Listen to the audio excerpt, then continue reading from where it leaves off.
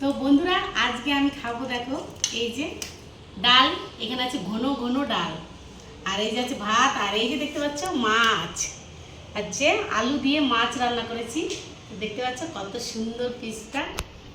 তো যাই হোক, আর আমার ছেলে কি বলতো, মাছ খায় না, ওর জন্য ডাল আর এই যে মাংসটা হচ্ছে কালকে রাতের মাংস। তো কালকে রাতের মাংস ওর জন্য রেখে দিয়েছি, তো ও খাবে সেটা। ও মাছ খায় না, একদম বিলকুল মাছ খায় না, মাংস অতটা ভালো খেতে চায় না। তো তাও রেখেছি, জলদি খাবে, মাংসগুলো না হয় দিয়ে আমি খেয়ে নেবো। ছেলেটাকে নিয়ে যে কী যে করি। আর এই যে দেখতে পাচ্ছ মাছ, এখন আমি খাবো, প্রথমে খাবো ডাল দিয়ে, তারপরে খাবো মাছ দিয়ে।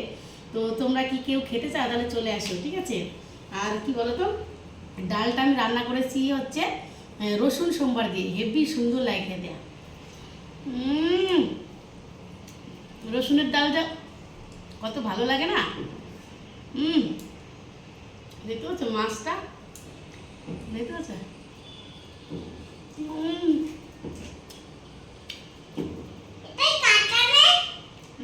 কাটা থাকে না মাছে, আছে তো পেছনের দিকটা থাকে না। দেখেছো কত সুন্দর।